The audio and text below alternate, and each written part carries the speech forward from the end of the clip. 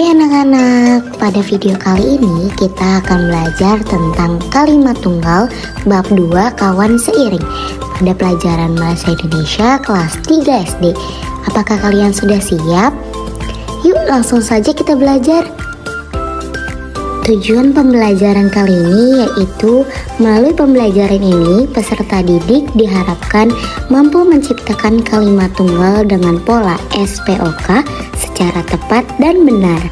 Nah anak-anak, sebelumnya masih ingatkah kalian tentang unsur kalimat? Ada apa saja ya unsur yang terdapat dalam suatu kalimat? Nah ini dia anak-anak unsur kalimat. Jadi unsur kalimat itu terdapat beberapa unsur. Nah yang pertama ada subjek, lalu predikat, objek, dan keterangan atau biasa disebut dengan SPOK.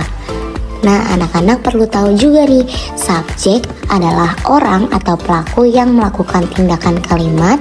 Lalu predikat atau kegiatan yang dilakukan oleh subjek biasanya berupa kata kerja.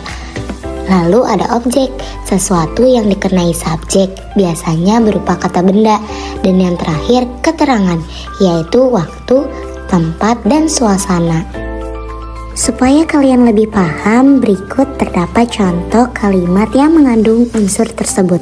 Contoh yang pertama, ayah mencuci mobil di halaman. Ayah sebagai subjek, mencuci sebagai predikat, mobil sebagai objek, di halaman sebagai keterangan. Lalu contoh kedua, kucing makan ikan di kursi. Kucing sebagai subjek, makan sebagai predikat, ikan sebagai objek, dan di kursi sebagai keterangan. Nah, dari contoh tersebut termasuk ke dalam kalimat tunggal. Apakah kalian tahu apa itu kalimat tunggal? Kalimat tunggal adalah kalimat dasar sederhana yang terdiri dari satu pola kalimat, yaitu terdiri dari subjek, satu predikat, dan bisa dilengkapi dengan objek dan keterangan. Berikut terdapat contoh dari kalimat yang terdiri atas satu subjek dan satu predikat. Contoh pertama, Alfa menulis. Alfa sebagai subjek dan menulis sebagai predikat. Contoh kedua, Dida bermain. Dida sebagai subjek dan bermain sebagai predikat. Nah anak-anak, berikut adalah kalimat tunggal yang bisa dilengkapi dengan objek dan keterangan. Contoh kalimatnya, Alfa menulis lagu di kertas. Alfa sebagai subjek, menulis sebagai predikat, lagu sebagai objek, dan di kertas sebagai keterangan.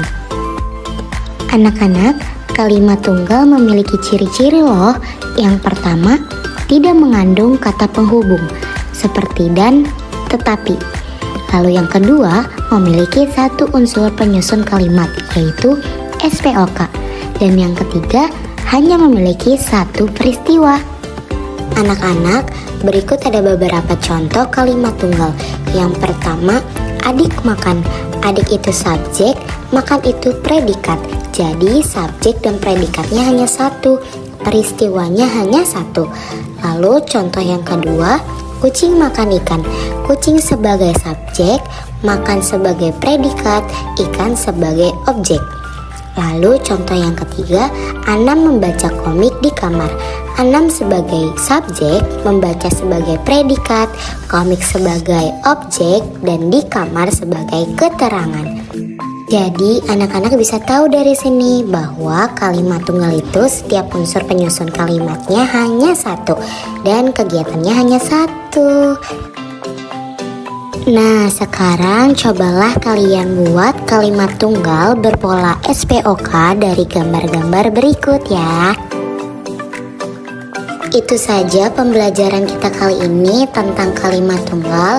Semoga dengan video kali ini kalian bisa paham dan tetap semangat belajar ya. Terima kasih dan sampai jumpa.